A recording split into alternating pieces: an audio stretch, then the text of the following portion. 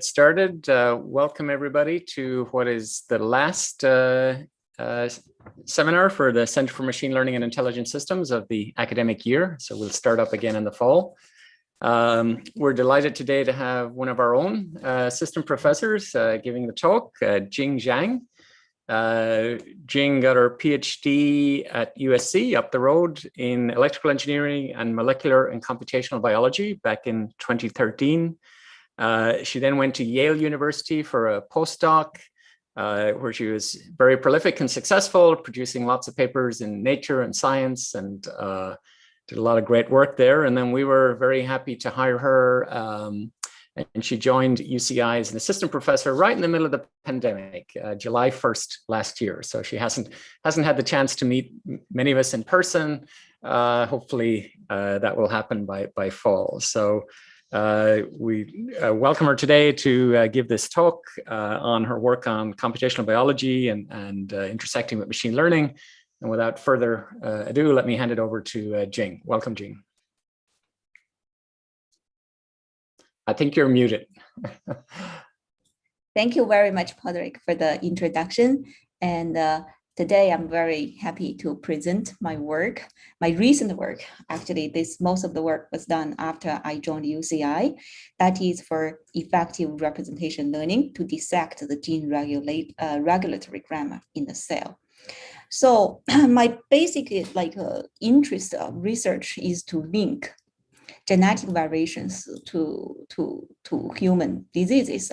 And this is very unique in our department, but we have a lot of methodology intersections in the department. So I'm gonna focus mainly on the computational part and trying to give very high level introduction on the biology part.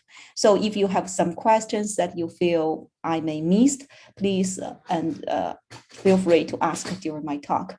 So currently, we know that the reference genome, we have a reference genome, and every one of us have a very, very unique genome. That's why we are one of a kind. But sometimes these genetic variations in our genome does not only account to the phenotypic variations. Mostly, they also account for a lot of genetic disorders. Like you can see, there are many genetic disorders. And whenever I talk to my colleagues in electrical engineering, computer science, when I start to talk about genetic disorders, they think, well, that's probably pretty far away from every one of our life. But actually, that's not too far. If you look at there are some tiny text, but you probably can read here, like breast cancer and all types of other cancer, right? Skin cancer. They are all related to genetics. So my goal is to try to identify and understand why sometimes people may miss up to megabytes of information in the human genome. They can still live happily, but why sometimes even one of the very huge genome, one nucleotide mutated, it will be a life-threatening disease for people. So this is a pretty difficult task, but the recent development of the sequencing technology makes it possible. If we look at the curve, the sequencing technologies, it actually goes more than Moore's law. Like 20 years ago, when we try to sequence a tiny piece of the human genome, it takes over $10,000. But now, if you think it takes around way below $1 to sequence a part of the genome.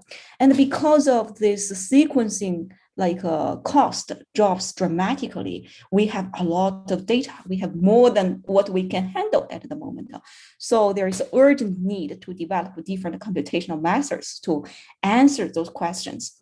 But if we look at this problem, it's more than what is more difficult than what we think. So first of all, in our human body, there are 37.2 trillion cells. And we need to understand which type of the more than 37 trillion cells might be disease related. Well, even I don't have a sense of what is 37 trillion cells.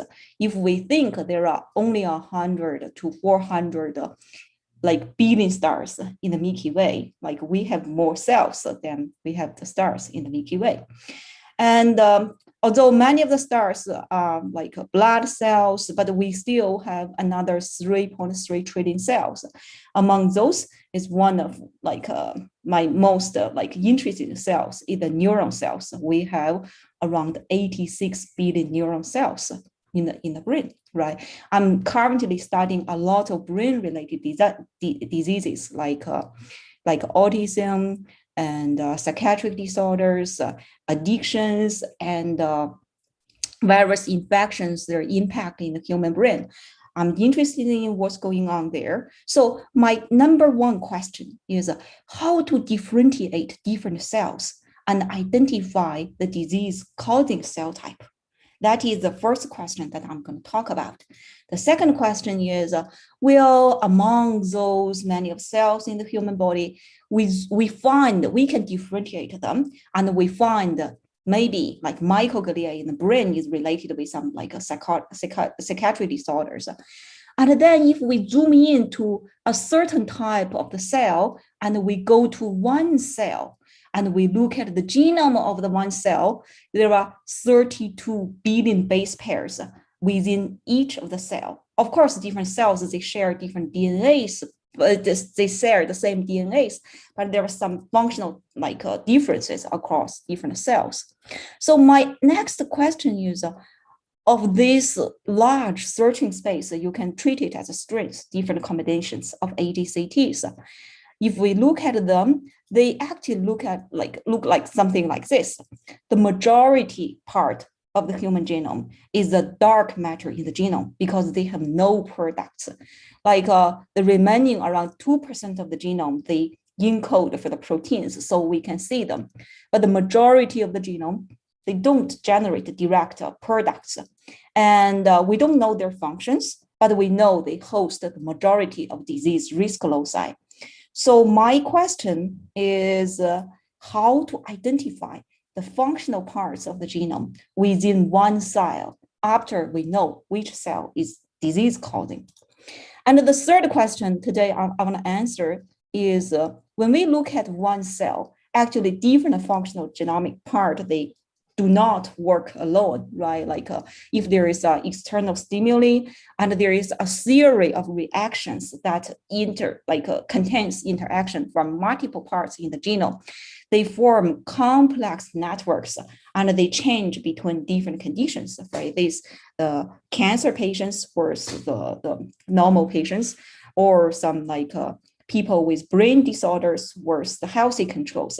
On the network level, there's a huge dynamics. How do we construct those networks? And how do we measure their changes between different disease conditions is another topic that I'm going to cover today. So that's the three interesting questions. They are linked with each other. So let's go to one by one. So the first one is how to differentiate cells and identify disease-causing ones. Today, I'm going to talk about our recent work accepted by ISMB this year. So it's a collaboration with Dr. Xie in our department. So we have a new tool called cellular that is to use invariant representation learning to cluster the different cells. And when we are doing an experiment, actually what we get, for instance, like the doctors, when they cut a sample from part of the patients, right? For instance, the tumor, patients, right? They cut at the cell level, which means the tissue that they cut contains sometimes 2 million of cells. And our goal is to understand at the different cell level. So how do we separate different cells from the very, very sparse and noisy sequencing data at the tissue level? So basically it's a classification problem.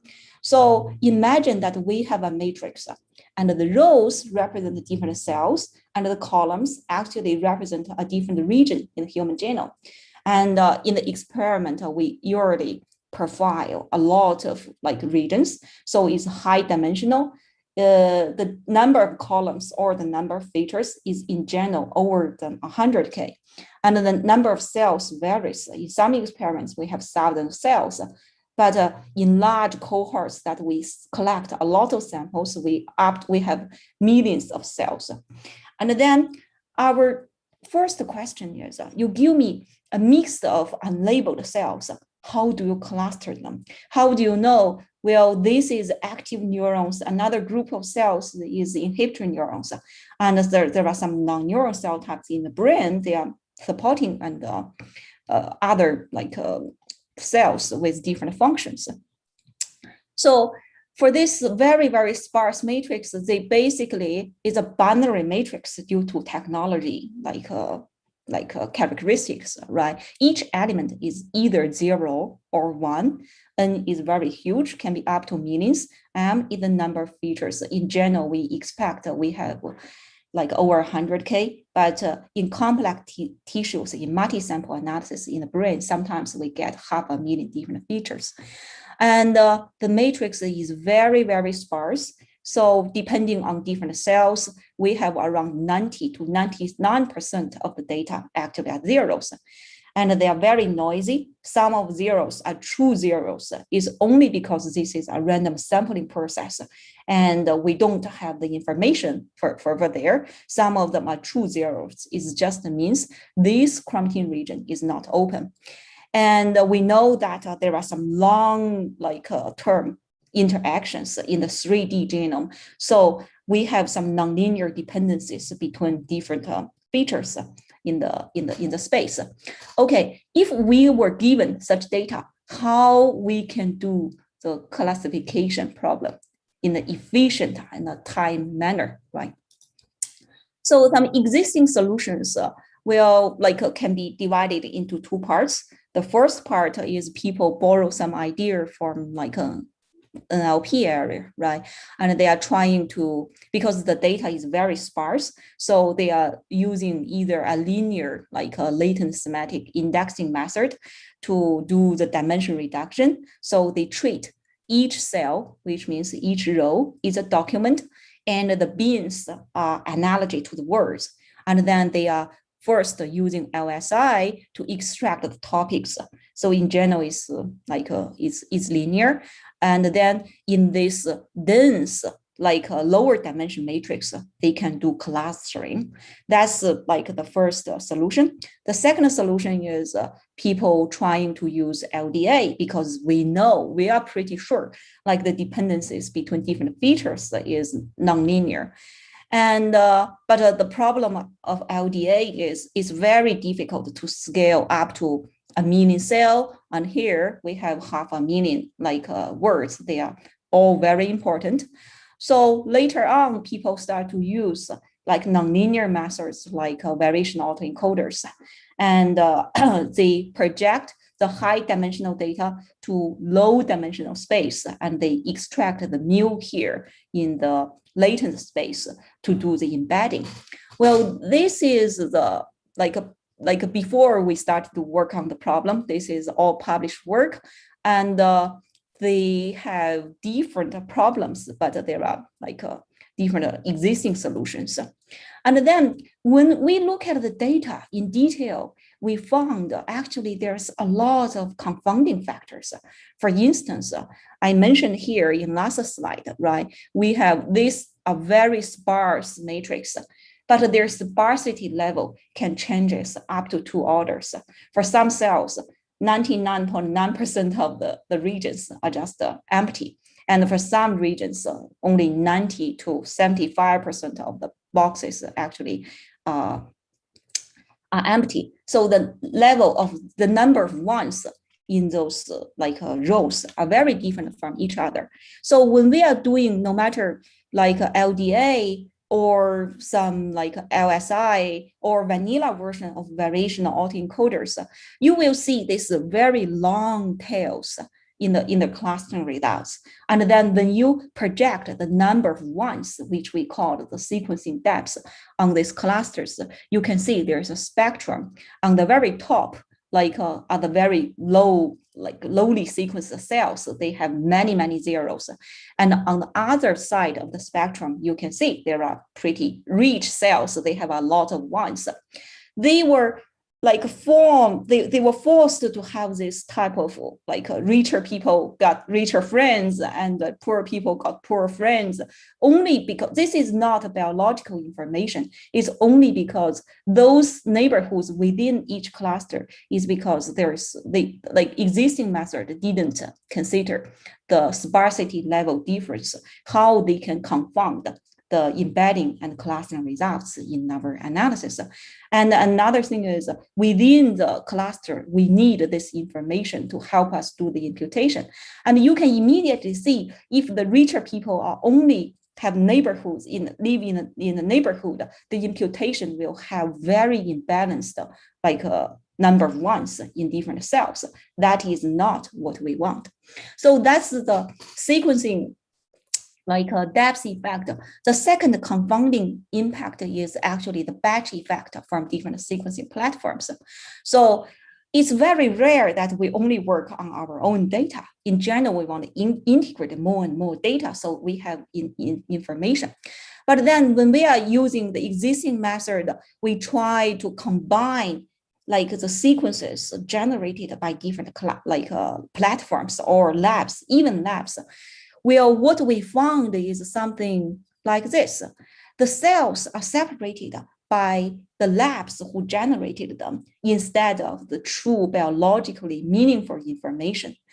We don't want this. If we have this, we cannot really say, okay, what's the difference between cell types? We can only see the difference between two different labs. That's the technical information that we are not interested in. And how do we remove this batch effect when we are projecting the data to the low dimension space is a huge issue. Of course, there is another information that is our epigenome that is changing from person to person. For instance, if we are comparing a diseased two person, right? One has cancer, another one who do not have cancer, but one patient is male, another patient is female. How can we fairly compare them? Because even in the healthy individuals, male and females, they have very different epigenomes. Another example is aging, right? The younger generation, they have some more closely compact chromatins. But then when everyone gets a little bit older, we'll see their compact chromatins will start to, be less compact.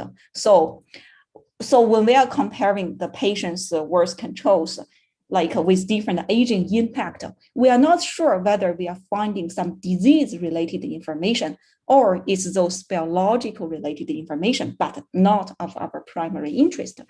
So we want to do a better job to correct such confounding factors so we can find disease and cell type specific information. How should we do it? So we also adapt the variational autoencoder structure because we know there's a lot of nonlinearity and we want to keep the nonlinearity. And then our goal is to learn some desirable representation of the cell that is responsible for the cell type difference or the disease status difference. But in reality, if we do nothing, we will end up with learning some cell states or cell type with confounding factors. And the confounding factors is way larger than the cell states difference, right? So what we did is we tried different ways before we go here. We tried adversary training, and then we found sometimes it's not that stable. And then for our confounding factors, as I introduced, they can be both categorical and continuous value, right? So what we use is we introduce another C. C is basically the confounding factors that is observed.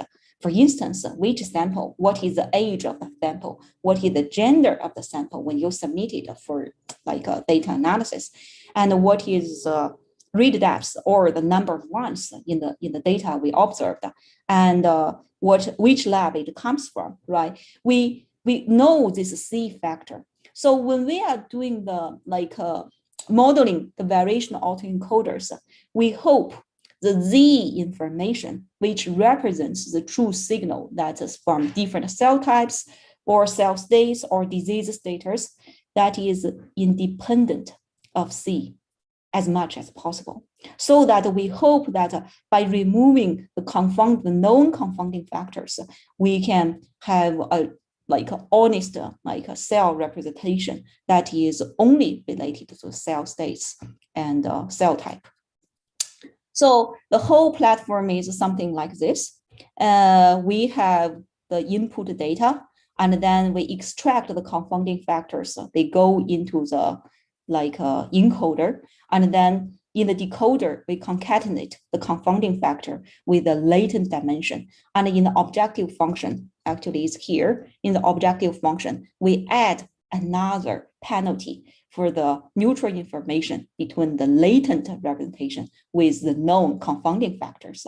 So that is a simple step that we introduced, but it can generate dramatically different results. So this is from simulation. We simulated different methods. The first method, different data set. The first, they use LSI, that is the linear latent semantic indexing through SVD. The second is vanilla variation autoencoders. So as you can see here, when we are comparing the linear versus nonlinear methods, the linear methods for some rare cell type, they completely sacrifice the rare cell type into some other group. This is very important because some of the applications is to find the cancer cell types in very, very early cancer patients. And those cell types, they are very rare. They are less than 0.5% of the entire population. And then the LSI, the linear method, sometimes will sacrifice those very tiny part of the data, and they merge them into some known cell types so that we cannot detect the rare cell types. And for the vanilla variation autoencoder, that is in the second row, you can see the red bar is the red dots is basically the rare cell types. They can separate them. But again, as I mentioned, there is a strong artifact to show, well, some cells, when they are sequenced deeper, they have deeper sequenced neighborhood. They are probably the richer people, they have the richer people as friends. We don't like that. So when we are adding the penalty term between the mutual information between Z and C, basically we can robustly detect this rare cell type here is well separated from the other parts of the cluster. At the same time, if you look at this, we think different colors of the spectrum of number of ones are well balanced within the cluster. That will introduce a lot of benefits in the imputation step. That is number one. And in number two, we also simulated other data sets to say if we have, for instance, the data generated by two labs that is shown in the two colors on the right. So first of all, again, we can robustly detect the rare cell types, but the data has been generated from two labs can be mingled together because we require the latent representation Z is independent of our known batch effects or which lab generated the data. So you can see the mutual information is minimized. So in this way, by adding this invariant representation learning scheme, we can robustly compare the data has been generated from different labs with different depths. We can capture the useful information, which here is the cell type information.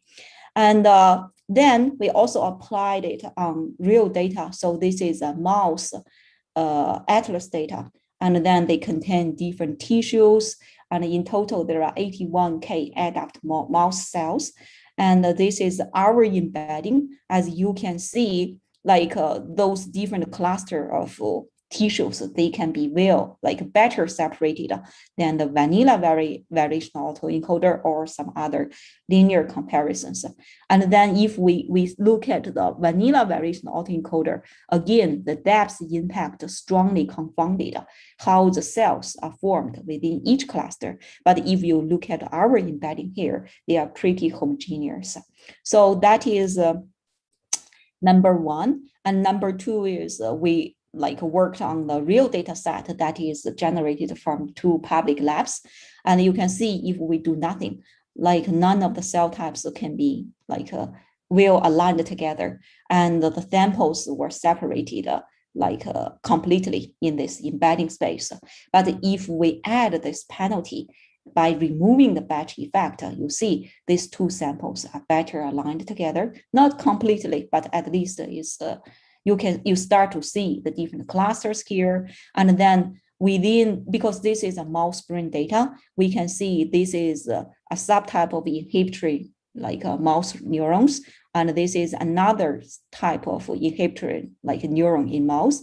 This is a third different type of inhibitory neuron. And this is a non-neural cell types. Their marker genes are very consistent across the different clusters.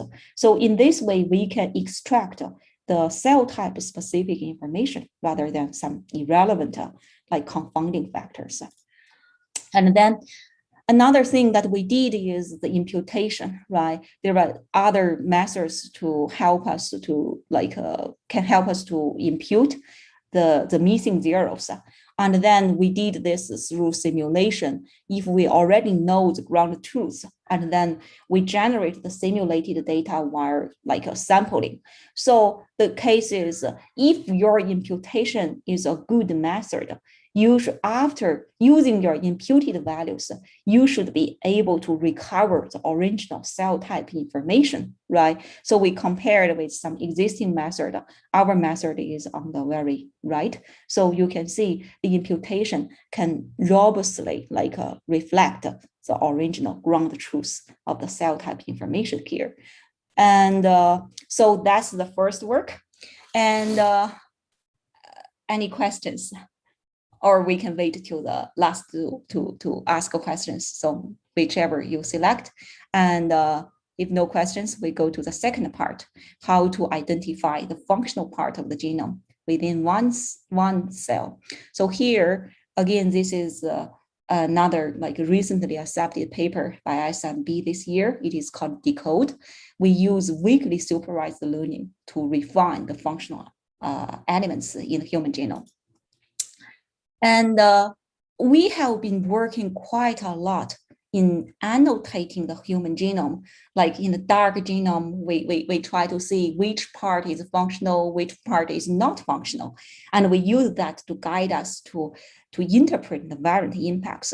So counterintuitively, previously we were thinking the more information we can get, the better we can, know which part is, important. But recently we have been changing our thinking because we think in the genome annotation, less is more. Because instead of very noisy and long, you try to annotate the human genome in a noise way, and you are trying to know each nucleotide, what's its function. That's not the best, the most powerful way to identify the risk nucleotides. So in this concept, we are trying to build compact but high quality genome annotations. And so you can tell me where to look at in the dark genome. I know what I'm searching about. So this is almost exactly the object detection problem in computer vision. So let me introduce why it's like that. Again, forget about the biology for one moment. Let's see what we have. We have the genome. It's just a string, different combinations of AGCT, very, very long strings, 3 billion nucleotides. So the true functional ones is part of the string like this. Like the red strings, they are functional ones. We call them cis regulatory elements. You can call them like CREs. There are tens to thousands of such CREs in the 3 billion base pair string in the searching space. And the changes from tissue to tissue, they're dynamic. In this tissue, part of it is functional, but in a different tissue, another part is functional. So we are very keen to like identify these functional substreams along this 3 billion base pair human genome, so that we know which region, if it is mutated, for instance, here from A to G, it has some phenotypic impact, right? So 10 years ago, we start to, this is a long, there's a long history of this problem investigation by many scientists. And I think it's almost more than 10 years ago, that one of the best paper of ISMB that year was Chrome HMM, because we have no training data. So what we have is for each part of the string, we have additional features. We call it the epigenetic information. They are biochemical modifications on the DNA. But just at this moment, imagine we have a long string, and each nucleotide, each character of the string, we have additional feature space, for instance, 5 to 10 dimensional feature space. So at that time, because we have no training data, so the winning method, the most well-known method is Chrome HMM, and we do a genome-wide segmentation using hidden Markov model. Because we have the additional feature space, we try to see what is the transition probability, what is the emission probability under a hidden Markov model. So we segment the human genome into different parts, and each part we try to manually annotate. Well, okay, this category 1, that it might be high in the red feature, but low in all the other colored features, we think it's an active TSS, right? That's roughly what people have been doing. But then we have been working with computation, a lot of experimental people. So they have an assay recently that is called StarSeq.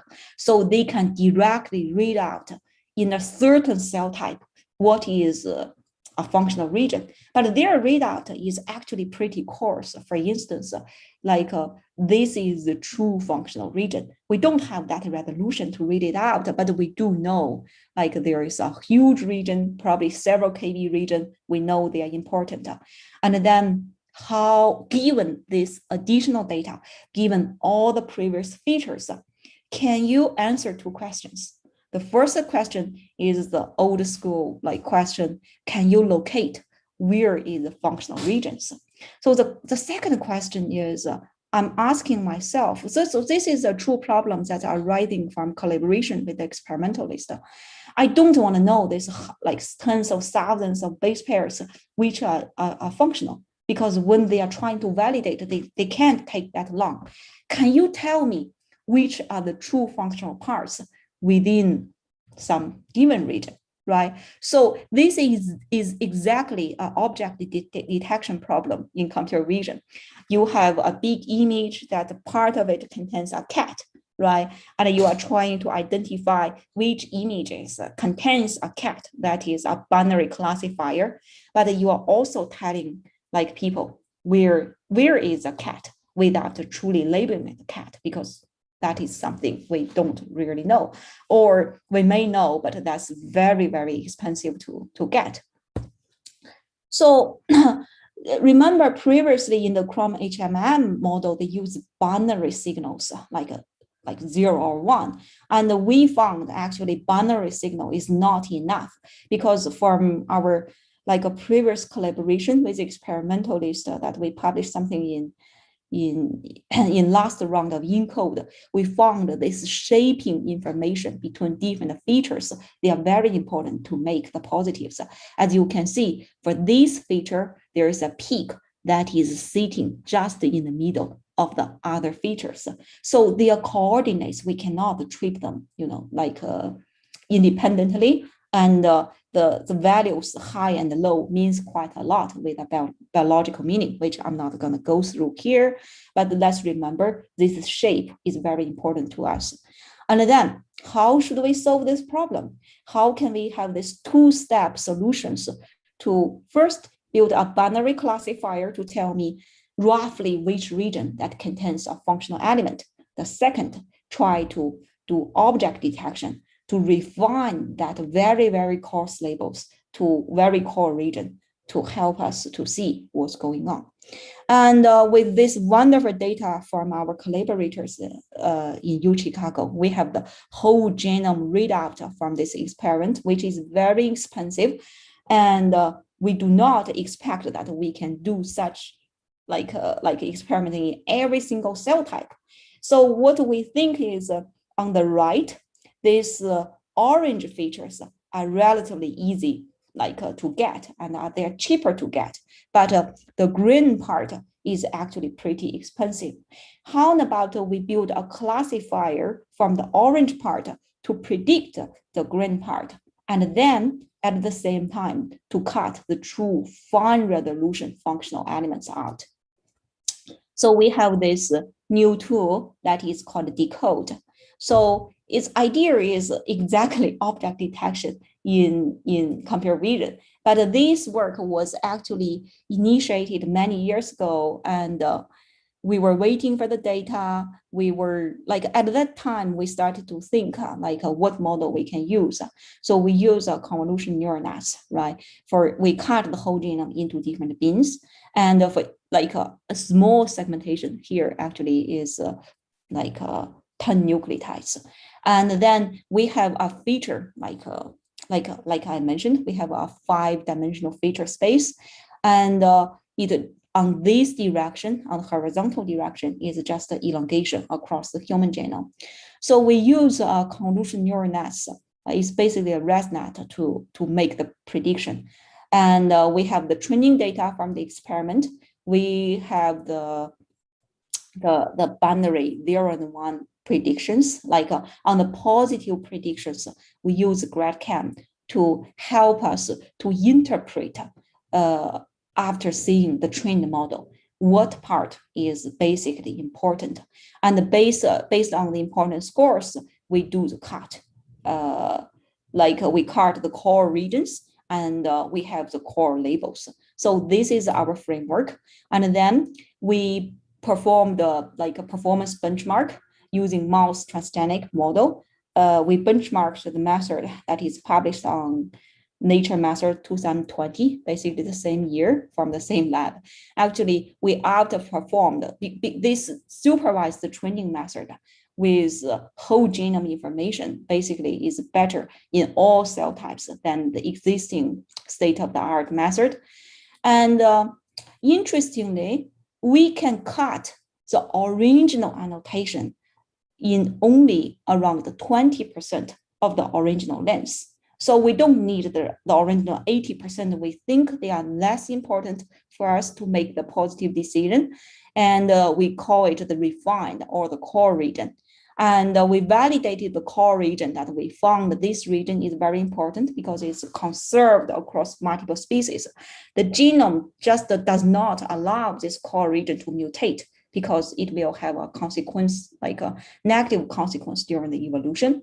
And then we use only 20% of the region to explain the human genetic variation. And then we have a better variation. So I'm not going to go to the concept here, but you can see the higher bar we have, the better power to explain the disease-related variance, which means we can use 20% of the original information after our object detection parts.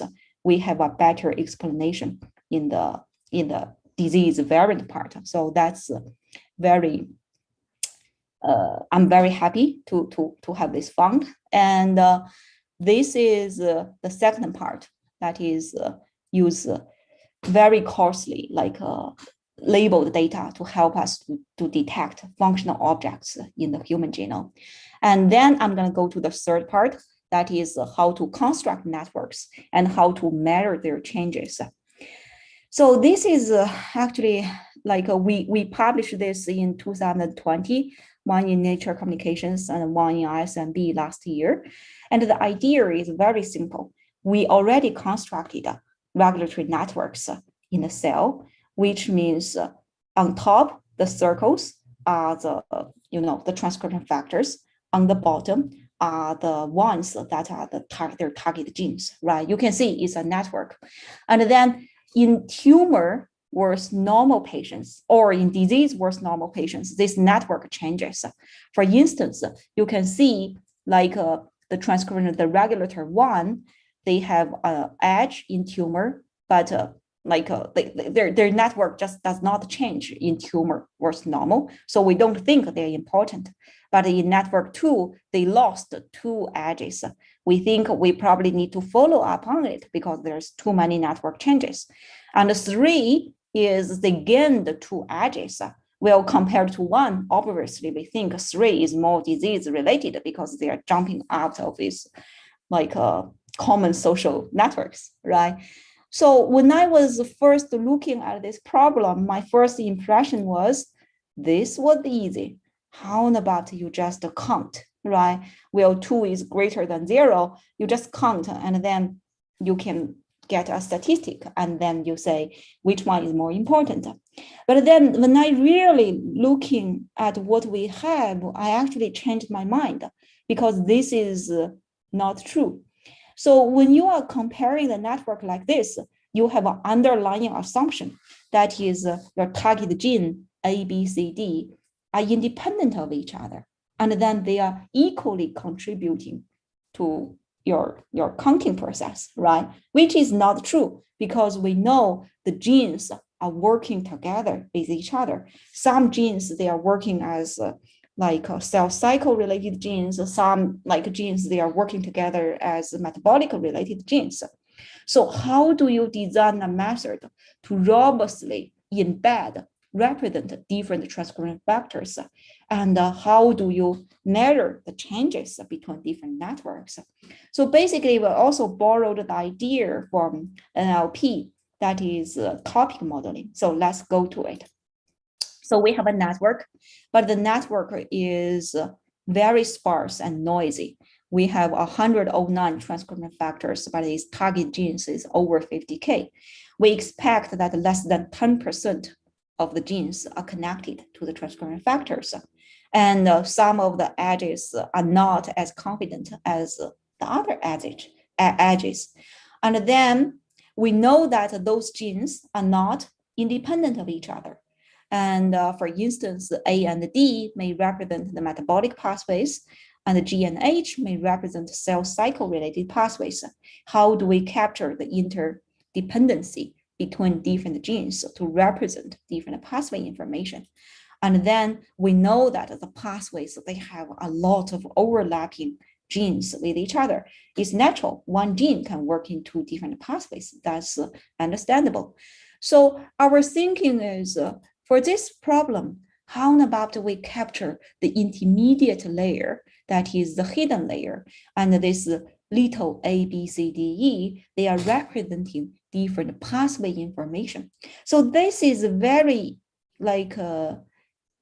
similar to natural language processing, right? If we think all the target genes of a transcription factor is basically a document, and then we are extracting the topic information in this document by just comparing its words, which are the genes here, that they are the vocabulary. Maybe topic A is talking about metabolic pathways, just like a sports, something like that in news, right? And the green parts are cell cycle related pathways. And then this part is P53 signal pathways. But we don't know this pathway information. So when we are comparing the document, we don't really care about their exactly words, what they are using, because they are very noisy and they are dependent on each other. Instead, we are talking about their topic jumps, between different conditions, right? For instance, in cell type, in tumor patients is 1, right? If they are having they changed quite a lot in the target genes, they jumped across these pathways. We just think they changes too much in these 2 health conditions, and we want to follow up with them. So that's our intuition. And then how we did that is basically we use the LDA model here. That again, this year was actually started, I think around 2007 and 2009. We are trying some different new neural variational topic modeling on this. But in our published version, we use LDA. Again, all the target genes for transcription factor is just a document. And then the words are the different genes. And then the topics is to mimic the pathway information that contains a community of different genes. And then what we did is we have the tumor samples, or you can see the disease samples, and then we have the normal samples. We pull all their documents together, and then we treat the genes as the words, and then we use the joint like normal and the tumor samples as the input for our LDA model. And then we have a different matrix that is the transcription factor, right, by topic, like a matrix.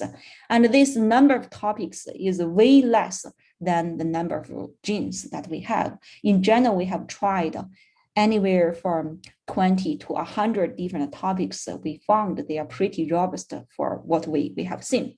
And then after we get this low dimensional space, we start to see like two conditions. In first condition, in one like a transcription factor, right? One like a document under two conditions. If they change across the topics quite a lot, right? We calculate the KR divergence in this situation. In the orange one, we think this is a transcription factor that we need to follow up. And the second one, even if they change across the words pretty heavily, but if their topic is pretty coherent, we want to say we probably will not follow up, we'll prioritize those that changes topics quite a lot. And then we apply that on tumor patients. And this is one of my favorite Christmas figure. And on the left are the major loser part. That is when a sample is changing from normal status to tumor status, you will see IKZF1, PML, NBN are major tumor suppressor genes. They lost a lot of activity in the cancer genesis process. And on the right, we find for instance, MEK, NRF1 are the major oncogenes. And then they gained a lot of activities. By marrying their network changes using this LDA model, we can prioritize either we want to follow up on the loser side or on the gainer side. We will probably put aside on the middle part that are those that does not change quite a lot. And then we found that the topics that we prioritized actually can capture some very interesting information. Imagine we have the topic to word distribution like this. We force it to be somewhat sparse, but allow some overlapping. So for the topic one content genes, we calculate the difference between the tumor patients versus the normal patients. If we find the topic one, right, in tumor is all the genes in topic one is upregulated, we'll say we're interested in topic one because we see abnormal pattern. Because if it's not related with the disease, we'll see random pattern. They're up and down, up and down. And then in other topic three, they are all going down. We'll see, we also want to follow up on this because we think this pattern is not random. So we pull all the cancer data from TCGA and then we check one patient by one patient. And we have a per patient topic activity score of the disease versus the normal status. And then we find some of the topic is actually related with the survival of the patients. As you can see, because we trained everything together, right? Every cell type together. So in breast cancer, topic 10 can separate the patients into two groups. The active topic 10 group obviously has a worse prognosis as compared to the other topics. And then we also found the topic 35 in this 50 topic model. They have pretty different, they can separate, I think this is liver cancer. They can separate the liver cancer patients into two different groups. We can use them to predict the survival status of the patients. And this is a leukemia sample. And topic 26, they can be used to predict the survival status of the patients. So you can see different topics, they are playing different roles in different cancer types. And this is like an interesting byproduct when we are trying to model the topics in the networks. I think that's roughly my recent research after I started at UCI. And in the future, I'm very interested in this building computational tools for single cell genomics. And I'm interested in several topics, for instance, robust representation learning. I'm also very into this privacy aware representation learning for those different samples, because privacy is a huge issue in genomics. Currently, we think that we don't want to share our genetic information, but sometimes we didn't even know we actually shared our genetic information. For instance, if you submitted reads, right, we know each small segments of what's your genome, we can very easily detect what are the mutation status. We can even detect what kind of virus infections you may have. No one wants to do that because you are not leaking your own information. You are also leaking your close relatives' information. But at the other side, we also want to integrate data from different sites, right? Currently, in the current cellular setting, we can say we use variation autoencoders, and I can process your data, but you need to give me all the data, which is not the ideal case. So we were thinking about some distributed way of learning our model without exactly sharing the data. For instance, using federated learning, right? You only share the parameters in your model without really sharing your true data. I think that this is a huge issue. Currently, it's easy for us. We can imagine we can handle 3 data centers, each of them had generated their own data, and some of them may not even want to give us their data, but we still want to use to gather a huge sample size. And that's a particular point that I'm quite into in the future. And in the second part is for the genetic risk factor evaluation, right? So currently I'm mainly working on taking risk factor 1, risk factor 2, 3, 4, 5, taking them individually, right? But think about we have a huge genome, and they have,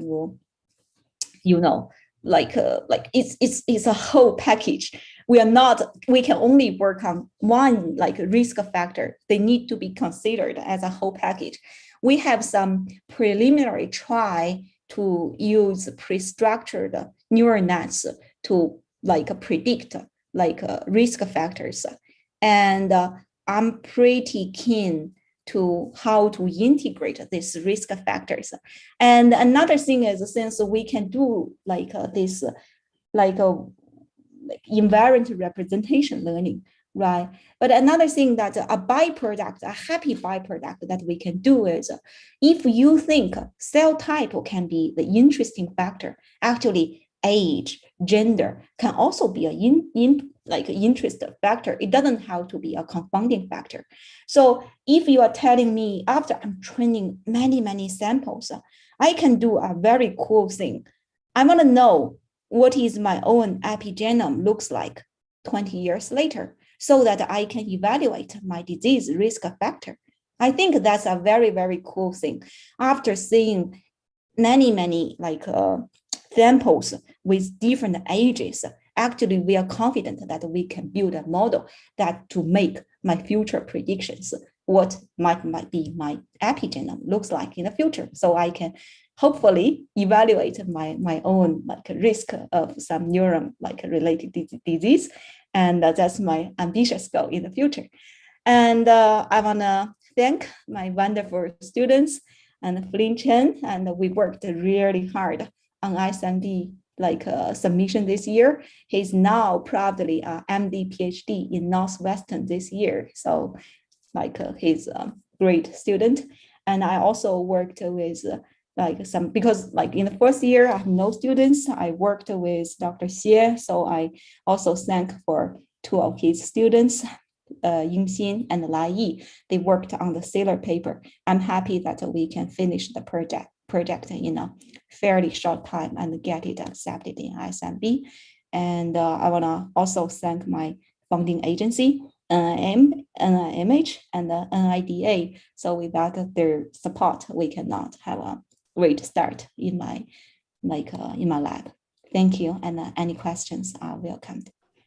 Let's thank Jing for a very exciting talk. Thank you, Jing. All right, it's a small group, so people can jump in or I think I'll put their questions in chat. Bobak, you want to go ahead? See the question? I see the first question from Bobak. Yeah, I was just wondering how the 0-1 labels were determined in that first part of your work. Oh, that's cool. Let me go to there. Just one moment. Where is our here?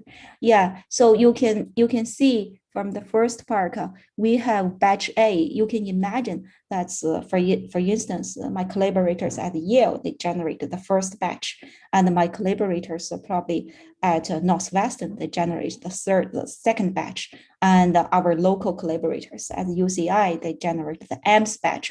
So this is observed data when we have this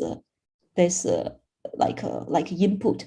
You can simply imagine they can be, for instance, which lab generated the data, so we can give it a one-hop encoding, or it can be the same lab generated data, but they were sequenced not at the same time. So there is a subtle difference if the sequencing machine are generating the data at different times, points, there are some difference. So, but they are observed the data, they are part of the metadata when they give it to us.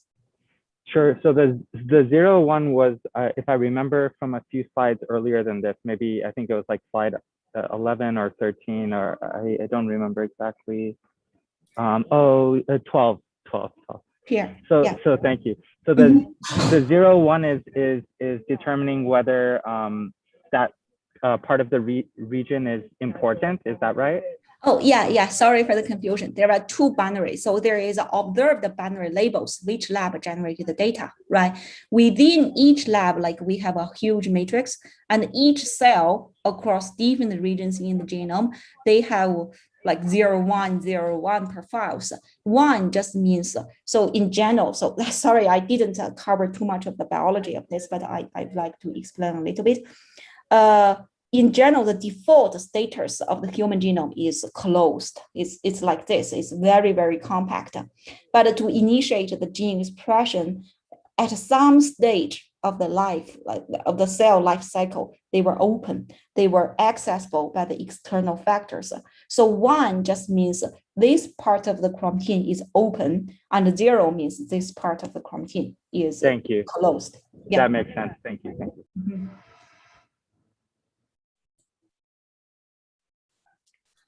Other questions for Jing? If not, I'll jump in with a question, Jing. So I think some of us were interested to see topic models being used in in a very interesting way, in a useful way. We've been used in text and so forth in the past. Is there a sense that that the assumptions, the independence assumptions in topic models can be pretty strong? Is there room there for better models that reflect more of the biology, the structure, the dependence, the networks, etc., or maybe not so much? That's not.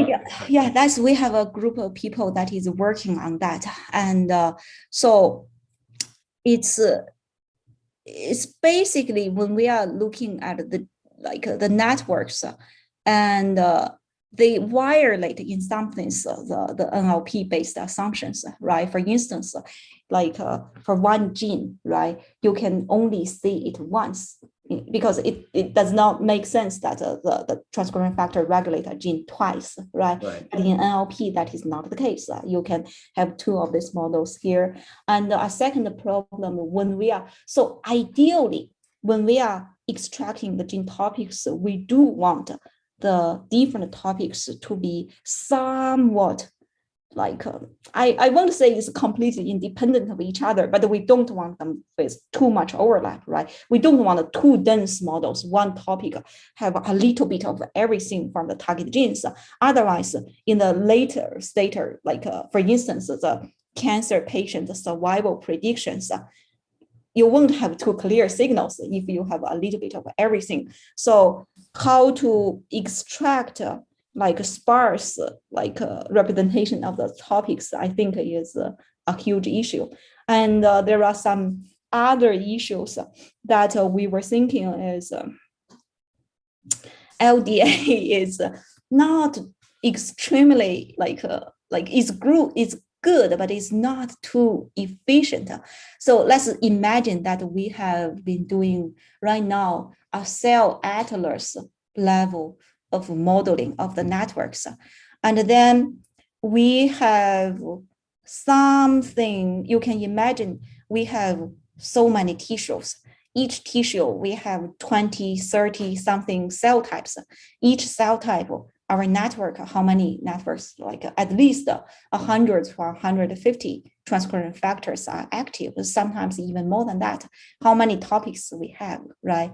And also previously, like limiting by the type of experimental assays, a key, but I personally think not that reasonable assumption is the network is consistent across many individuals, right? But if we think about it, that's only because of the limitation of the data. And if our genetic information can be different from different individuals, why do we believe the networks are constant across individuals? Now we have the data to generate individual-specific network. Is this me or is some? Okay. We can generate an individual-specific network. Think about how much data we can have and how many documents we have. That's probably beyond the what we can fold using LDA. So some models right now we are trying to like use is for instance, some disentanglement in the neuron variational topic modeling, just to make them as independent as each other so that we can extract useful information to predict like disease progress, right? That's one thing. And the second thing is we are trying to leverage the neural networks to help us to accelerate the whole process. And we were also, I think this year there is a new paper coming up that is to use optimal transport. So they don't use like a Gaussian prior that may sometimes have some problems. And we were also start to think about this new types of models and how that can like better capture the information. And then another thing is how we can compare sample to sample, and then disease condition to disease condition, right? We have multiple samples in one condition, and we have two, like disease conditions. How do we extract the merged information, like within the condition, different samples, and how do we extract the most distinct information across different samples? I think that's also a very interesting topic. We are also using some like a network analysis using social networking, like area of the multi-layer networks to extract such information. Great. It sounds like a lot of exciting projects, maybe 3 or 4 PhD projects in your answer alone. So we need to get you some PhD students in the coming year or two. Yes. Yes. But maybe some other final questions before we wrap up for Jing. Anybody else? Last call. All right. If not, let's thank Jing again. Very exciting talk. Very cool work. Thank you. And we'll see you all at these seminars next fall. So